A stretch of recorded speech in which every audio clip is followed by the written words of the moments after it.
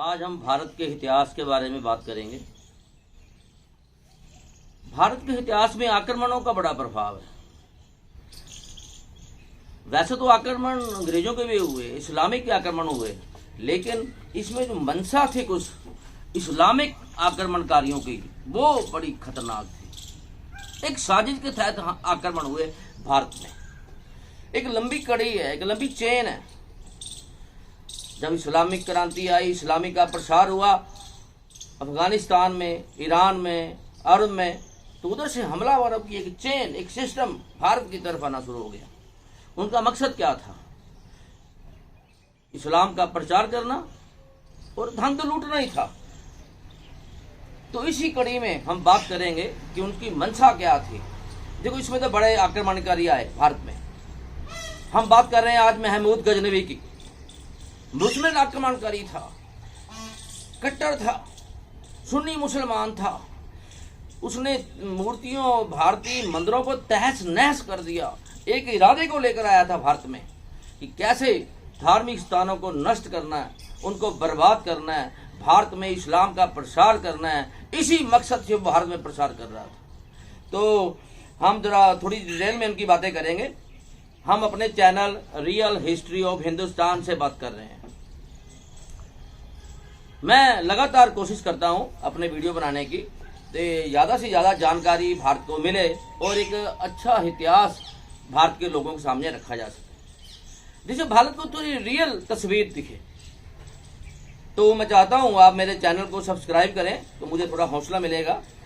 तो जो महमूद गजनवी है, इसकी आक्रमण के समय में भारत में राजपूतों का शासन था, हिंदू राज था, हिंदुओं का शासन था।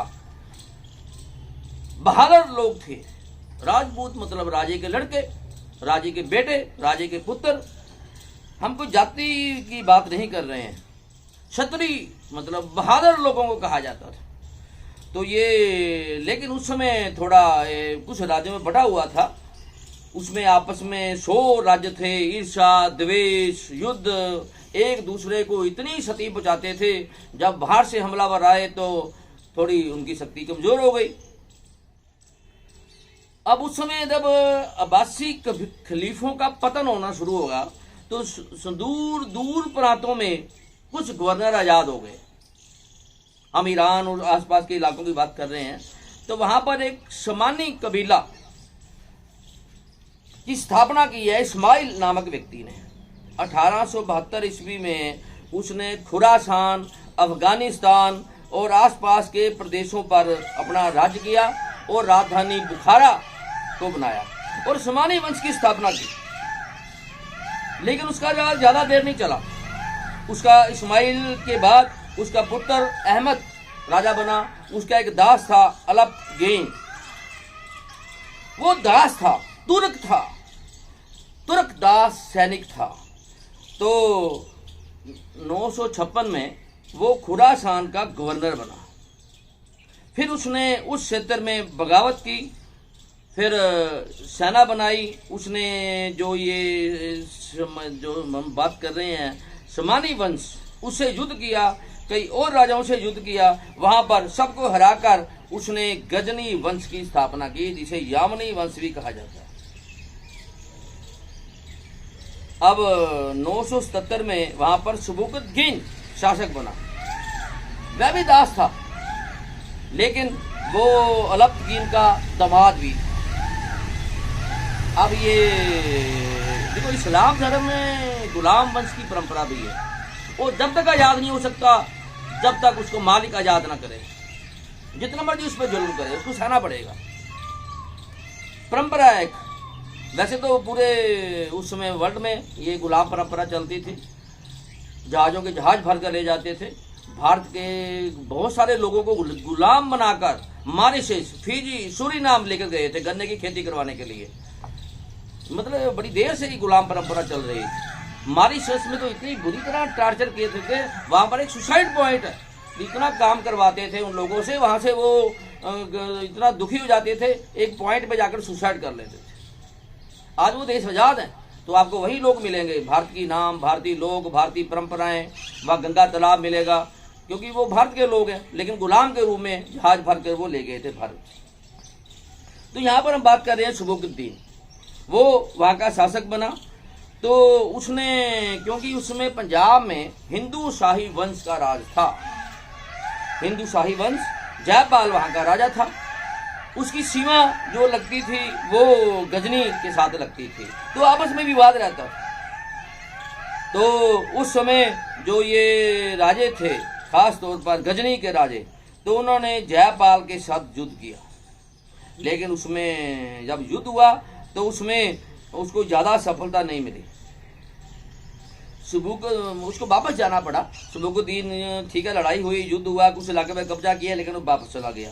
सुबुकुद्दीन के दो पुत्र थे, एक महमूद गजनवी, दूसरा इस्माइल।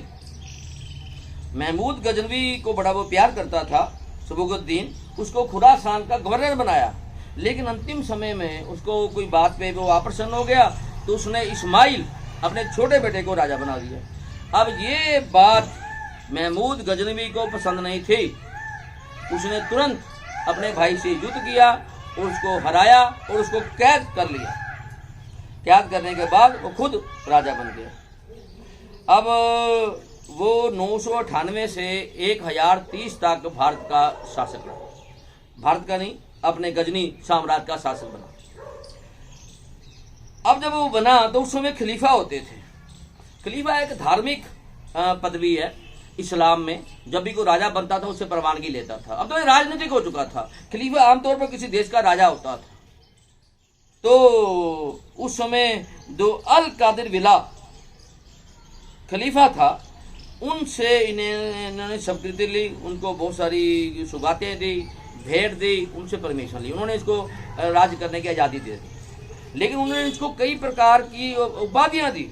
इसमें उनको खास तौर से जुमीनुद्दौला की उपाधि दी, जिससे इसका बाद में इस वंश को यामनी वंश का नाम पड़ गया। सुल्तान की उपाधि भी खलीफा ने इनको दी। तो भारत में जो ये मुगलों से पहले का शासन है, सभी राजाओं को हम सुल्तान कहते हैं। हर व्यक्ति राजे ने जो बाद में आए, सब ने अपने नाम के साथ सुल्तान लगाया। मुगलों ने अपने साथ बादशाह लगाया। अब जब महमूद गजनवी बन गया तो उसने फिर 17 या 18 आक्रमण कहा जाता है। उसने 1000 से लेकर 1025 तक 26 तक आक्रमण किए लगातार। मैं खुद कई बार हैरान हूँ कि एक व्यक्ति में इतनी ज़्यादा हिम्मत। एक बार जाता था कि उसमें पैदल आना है, घोड़े लेकर आना है, बेशुमार धन लेके जाना, फिर 6 महीने के बाद वापस आ जाना, साल के बाद वापस आ जाना, लूट मार करनी। तो वो उसमें खास प्रकार की एक उद्देश्य था। वो उस उद्देश्य को लेकर भारत में आया, इस्लाम का प्रचार करना चाहता था। धन तो भारत में था ही, फिर भारतीय लोगों को गुलाम बना के ले जाता था। इतनी बेकदरी हुई। भारतीय स्त्रियां, भारतीय मर्द सबसे सस्ते बगदाद की मंडियों में बिकते थे। जानबूझ के उनको बेचा जाता था। हजारों की गिनती में वापस जाते हुए उनको गुलाम बना के ले जाते थे। तो महमूद गजनवी ने 1000 में सबसे पहले सीमावर्ती जो इलाके हैं उन पर आक्रमण किया। खैबर दर्रा पार किया। कुछ दुर्ग थे, कुछ कबीले थे, उस पर वो थोड़ा देख रहा था कितनी शक्ति है क्या नहीं है। लेकिन सबसे बड़ी चुनौती उसके दूसरे आक्रमण में हुई, क्योंकि हिंदू शाही वंश था। उसका जो पिता है सुबुकुद्दीन, वो भी यहाँ पर हमला कर चुका था, जिसमें जयपाल से युद्ध हो चुका था, लेकिन कोई उसका फैसला नहीं हुआ था। लेकिन अब 1001 ईस्वी में वो जो महमूद गजनवी है वो सेना लेकर आ गया। एक घमासान युद्ध हुआ वहाँ पर। तो उसमें जो जयपाल है उसकी हार हो गई हिंदू शाही वंश की। अब उत्तरी जो इतिहासकार है, महमूद गजनवी के साथ ही आया था, उसका दरबारी कवि है, वो कहते 15,000 हिंदुओं को मारा गया उस समय। 15,000 हिंदुओं को। अब उसमें लूटमार लुटेरा नहीं था जैसे बोला जाता है, वो कातिल भी था, मारने भी आया था। अब उसके बाद उसके 15 सके संबंधियों के साथ जयपाल जी को गिरफ्तार कर लिया गया। अब जयपाल जो हिंदू वंश का राजा था, उसने अपने आप को रिहा करवाने के लिए 2.5 लाख दिनार और 50 हाथी उसको दिए महमूद गजनवी को। उसके बाद वो रिहा हुआ। लेकिन जब वो वापस आया तो लोगों ने उसको स्वीकार नहीं किया। जलालत भरी जिंदगी थी, उसने हार मान ली। अब लोगों की बातों को वो सहार नहीं सका, तो उसने एक चिता जलाई, उसमें वो जल गया। उसके बाद अपने बेटा आनंदपाल को वो अपनी गद्दी सौंप दिया। अब हिंदू शाही वंश का राजा कौन है? आनंदपाल। अब महमूद गजनवी ने तीसरा आक्रमण किया 1003 में। उसमें झेलम तट पर भेरा नामक एक राजा था, भेरा एक जगह का नाम है, वहां पर विजय राय वहां का राजा था। वहां पर आक्रमण किया, 4 दिन तक वहां युद्ध चलता रहा। महमूद गजनवी ने विजय प्राप्त की। तो फिर विजय प्राप्त करने के बाद जश्न मनाते थे, हिंदुओं का वध करते थे, उनको मुसलमान बनाया गया, लूटमार की गई, भारी धन दौलत लेकर और 120 हाथी लेकर वो वापस गजनी चला गया। अब देखो मकसद साफ है, वो कत्लेआम भी कर रहा है, लूटमार तो कर ही रहा है। फिर वो अपने चौथे आक्रमण में 1006 में, चौथे और पांचवें, मुल्तान को उसने निशाना बनाया। यह करमथी कबीला था, वो ये अब सुन्नी मुसलमान है, ये अबुल फतेह उसको भी स्वीकार नहीं करता था, तो उसको उसने बुरी तरह हराया। लेकिन पहले हमले में उसको विजय नहीं मिले, लेकिन 1007 में दूसरी बार आया तो उसने उसको विजय कर लिया। उसने उसकी अधीनता स्वीकार कर ली और 20,000 सोने की मोहरी अधीनता कर देना मान लिया। अब असली आक्रमण हुआ है छठा आक्रमण 1008 में। अब उसको पता था महमूद गजनवी को भी यहाँ बहुत बड़ा एक राजपूत राजा है, शक्तिशाली राजा है आनंदपाल, उसके साथ युद्ध करना ही पड़ेगा। अब भारत के दरवाजे हैं, तब तक नहीं खुलेंगे जब तक इस राजे को नहीं हराया जाता। तो जब वो अपनी सेना लेके आ रहा था तो आनंदपाल ने आसपास के जितने भी हिंदू राजे थे, उज्जैन, ग्वालियर, दिल्ली को, कनौज, अजमेर, सब राजाओं से फौज भेजने की विनती की और फौज इकट्ठी की। अब इसमें फरिश्ता एक इतिहासकार है, ये भी महमूद गजनवी का एक इतिहासकार है। वो लिखता है कि उसमें हिंदू स्त्रियों ने अपने आभूषण तक बेच डाले, इतनी राष्ट्रवाद की उसमें चर्चा थी। तो सिंध नदी के किनारे युद्ध हुआ जिसमें राजपूत हावी रहे। राजपूत हमेशा बहादुरी से ही लड़ते थे, लेकिन अचानक बारूद फटने से दो आनंदपाल का हाथी वो भिजक गया और युद्ध से भागने लगा। तो भागते हुए सैनिकों को पर ये जो मुस्लिम सैनिक थे वो हावी हो गए और 20,000 सैनिकों का वध किया। अभी से फिर वहां एक और घटना शुरू की, महमूद गजनवी ने वहां मूर्तियां तोड़नी शुरू की। सिर्फ मूर्तियां तोड़ी नहीं गई, उनका निरादर किया गया। शिवलिंग, शिवजी, जो भी मंदिर थी, धार्मिक स्थान से उनको तोड़ा गया, फोड़ा गया, जानबूझ के अपमानित किया गया। अब अगला आक्रमण जो माना जाता है, 7वां आक्रमण 1009 में अपना नगर कोट कांगड़ा जो पहाड़ी क्षेत्र में पड़ता था। अब महमूद गजनवी को शुरू से ही पता था, उसने कहानियां सुन रखी थी, भारत के मंदिरों में बेशुमार धन दौलत है। अब ये सिर्फ धन दौलत नहीं है, क्योंकि इतिहासकार जानबूझ के उसको रंग दूसरा देना चाहते हैं। वो मंदिरों को भी तोड़ना चाहता था, हिंदू धर्म को भी खत्म करना चाहता था। उसका असली मकसद क्या था? मंदिरों पर आक्रमण करना। अब उसको पता लगा भी कांगड़ा का मंदिर है, उस पर उसने आक्रमण किया। उसका जो राजा था वो ज्यादा, भारतीय लोग ज्यादा तैयारी नहीं करते थे, ये हमलावर थे, तैयारी करने के लिए शिकार जैसे होता था, शिकार करने के लिए आते थे हिंदुओं का। अब वहां पर मारा जब सैकड़े जो सैनिक थे वो मारे गए। तो उत्तरी इतिहासकार जो है महमूद गजनवी का, वो बताता है वहां पर उसको एक चलता फिरता चांदी का घर मिला, वेरी इंपॉर्टेंट।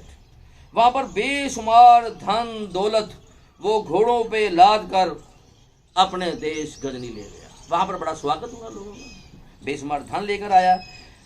अब 1012 में फिर उसने 10वां आक्रमण किया। अब अनंतपाल की 1012 में मृत्यु हो गई थी। उसका जो बेटा था तिनोचल पाल, वो हिंदू सही वंश का राजा बन चुका था। अब वो और उसका बेटा भीमपाल, मतलब नंदपाल का बेटा तिनोचल पाल और उसका जो पोता था भीमपाल, इन्होंने अपने हिंदू शाही वंश की तैयारी की। अब यहाँ पर 1013 में महमूद गजनवी ने आक्रमण किया। एक भयंकर युद्ध हुआ जिसमें ये तिनोचल पाल और भीमपाल हार गए और पहाड़ी राज्यों में चले गए। तो यहाँ पर भी जो राजा था महमूद गजनवी, उसने बेशुमार कत्लेआम किया और लूट मार किया। फिर 11वां आक्रमण कश्मीर में किया 1015 में, क्योंकि वहाँ पर तिनोचलपाल को शरण दी गई थी, वो वहाँ चला गया था। लेकिन वहाँ पर ये पहली बार हुआ है। महमूद गजनवी भारत में जितनी बार भी आया, लेकिन 11वें हमलों में बुरी तरह असफल होकर वापस चला गया। अब उसकी जो मंशा थी ना, भारतीय मंदिरों की, उसकी धन की जो उसकी लालसा बढ़ गई थी, वो भारतीय मंदिरों को भी नष्ट करना चाहता था। अब उसने निशाना किसको बनाया? 12वें हमले में मथुरा को, वेरी इंपोर्टेंट, मथुरा और कनौज। अब वो 10,000 सैनिक लेकर मथुरा पे चढ़ाई करने के लिए, उसको पता था भाई देखो भारत में जितने भी धार्मिक स्थान हैं, देखो भारत में ये बड़े बड़े देवता माने जाते हैं, श्री राम, श्री कृष्ण, शिव। तो हमने बताया भी जैसे अब ये कृष्ण की जन्मभूमि है, कृष्ण की जन्मभूमि है, अब उसको नष्ट करना उसका इरादा है। अब सिर्फ धन लूटना इरादा नहीं है। इसी तरह 1528 में बाबर का सेनापति वीर बाकी ने अयोध्या में श्री राम जी की जो जन्म स्थान है उसको नष्ट किया था, वहाँ मस्जिद बनाई थी। इसी तरह अब ये जो व्यक्ति है महमूद गजनवी, इसको लगा भी शहर के बीचों बीच कृष्ण का जो जन्म स्थान है मथुरा में, वो बड़ा भव्य सुंदर मंदिर है, लाखों की गिनती में लोग आते हैं, लोग उसका वो करते हैं। वो चाहता था इस्लाम का प्रचार हो, यहाँ पर हिंदू परंपरा नष्ट की जाए, तो वहाँ पर उसने आकर आक्रमण किया। तो वहां पर उसने फिर सैकड़ों मंदिरों को तोड़ा। अब गगन चुंबनी इमारतों को देखकर वो हैरान रह गया। वो उसके सैनिकों को इतना परिश्रम करना पड़ता, इतनी मजबूत वहां पर बिल्डिंगें थी, मंदिर थी, भवन थे। उसके बाद उसने फिर वृंदावन, देखो ये कृष्ण जन्मभूमि है, वृंदावन में भी गया, वहां पर भी मंदिरों को बुरी तरह तोड़ा। वहां पर फिर वो कनौज गया, वहां माना जाता है उसने 10,000 मंदिरों को तोड़ा। फिर जब वापस गया तो बेशुमार स्त्री पुरुषों को बंदी बनाकर अपने साथ ले गया, वहां पर मंडियों में बेच दिया। सबसे सस्ती स्त्री भारत की मिलती थी बगदाद की मंडियों में। अब ये बेशुमार सोना चांदी, कहते भी इसमें कई मन सोना चांदी ऊँटों पर लाद कर वो अपने देश ले गया। इतना धन दौलत उसको मिला और कई लोगों को बंदी बनाकर ले गया और कृष्ण की जन्मभूमि को नष्ट कर दिया। अब देखो मकसद देखो उनका साफ क्या है, मतलब उन्होंने चुन चुन के वो उन्हीं शहरों को चुना जहां धार्मिक स्थान था। अब अगला आक्रमण उसी पे हम लेकर आ रहे हैं। अब उनको लगा भी कृष्ण जन्म नष्ट कर दिया। इसी तरह गुजरात में दो सबसे इम्पोर्टेंट काठियावाड़ में शिवजी भगवान का सोमनाथ का मंदिर था, उसको निशाना बनाया। क्योंकि भारत में राम कृष्ण शिव की बहुत ज्यादा पूजा होती है। उनको लगा भी ये बड़ा इंपॉर्टेंट स्थान है, अब इसको नष्ट किया जाए। अब ये इतने काठियावाड़ के अरब सागर के तट पर है। इस मंदिर के खर्च के लिए 100 गांव की जमीन उसके नाम लगवाई हुई थी। ये शिवलिंग इतना सुंदर था, वो माना जाता है कि जो रत्नों से जड़ित शिवलिंग था, रतन हीरे मोती से जड़ा हुआ था। तो उसकी जो छत थी सोमनाथ के मंदिर की 56 जो स्तंभ थे वो रत्नों से जड़े हुए खड़े हुए थे। 200 मण की एक सोने की जंजीर थी, 200 मण, छोटी मोटी नहीं। वहां 1000 ब्राह्मण थे, 200 गायक थे, 500 नर्तकियां थी। बेशुमार वहां पर धन दौलत से भरा हुआ।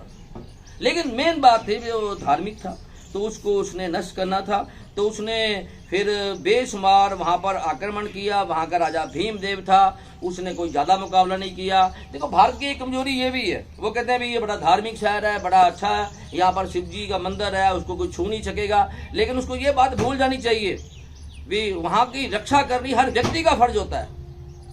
भगवान शिव हम में है, राम हम में है, हमें तलवार उठानी थी, हमने तलवार नहीं उठाई, भगवान के भरोसे छोड़ दिया। फिर महमूद गजनवी आएगा, उसको हाथ लगाएगा, बारूद फटेगा, ऐसा कुछ नहीं हुआ। महमूद गजनवी आया, मूर्तियां तोड़ी, मंदिर को तोड़ा, लूटा और मूर्तियों को तोड़कर अपने गजनी ले गया। गजनी जाकर उसने मस्जिद के सीढ़ियों में लगवा दी जानबूझकर, अपमान करने के लिए। ऐसा माना जाता है 20 लाख दिनार वापस जाता हुआ वो ले गया।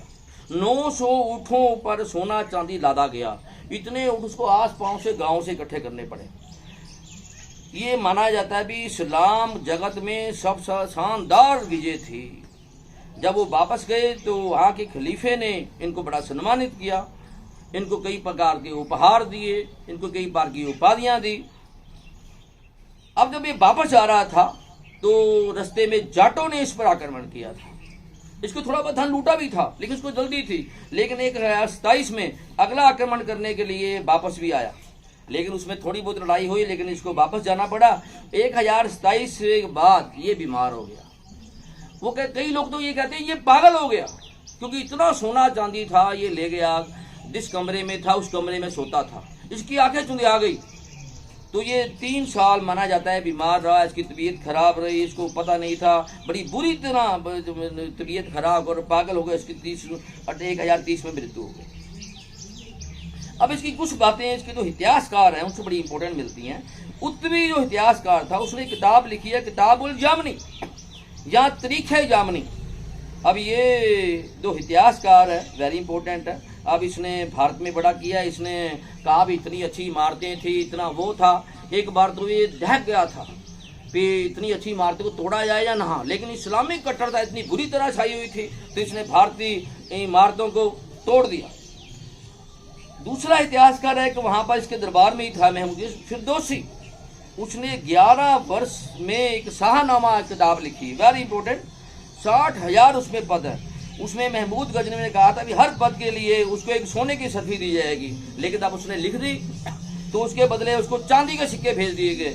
अब उसको लगा भी मुझसे बड़ा तो हेरा फेरी हुई है, तो उसने लेने से इनकार कर दिया। तो उसने आखिर में कुछ उसकी विरुद्ध भी कुछ पद उसमें जोड़ दिए, लेकिन वो रह नहीं सका, उसको भाग का फिर बगदाद जाना पड़ा। एक और इतिहासकार है वेरी इंपॉर्टेंट, महमूद गजनवी का अल-बरूनी। ये बहुत बड़ा दार्शनिक, इतिहासकार, ज्योतिषी। कई भारत में इसने किताबुल हिंद लिखी अरबी भाषा में। ये कई वर्ष भारत में रहा। इसने संस्कृत का अध्ययन किया, इसने ऐतिहासिक ग्रंथों को पढ़ा, भारतीय साहित्य से बड़ा प्रभावित हुआ, भारतीय पुराणों को पढ़ा, इसने दर्शन शास्त्र को पढ़ा, इसको बड़ा अच्छा लगा। अभी दर्शन शास्त्र बड़ा अच्छा है। इसने भारतीय ग्रंथों को अरबी में अनुवाद किया। अब बाद में ये जो किताबुल हिंद है इसको रजनीकांत शर्मा ने हिंदी में अनुवाद किया। अब हम तो बात कर रहे हैं अभी महमूद गजनवी ने मथुरा, वृंदावन, कनौज, नगरकोट, धनेश्वर शहरों को उजाड़ के रख दिया, और जो सुंदर मंदिर थे, शहर थे, उनको नष्ट कर दिया। एक बार तो मथुरा, वृंदावन के नगरों को देखकर चकित रह गया था। उसने एक अपने पत्र में लिखा, अमीरों को एक पत्र लिखा था, मथुरा में हजारों गगनचुंबी इमारतें हैं जिनको बनाना चाहो तो करोड़ों दिनार खर्च होंगे, और उच्च कोटि के शिल्पकारों के कम से कम 200 वर्ष तक काम करना पड़ेगा।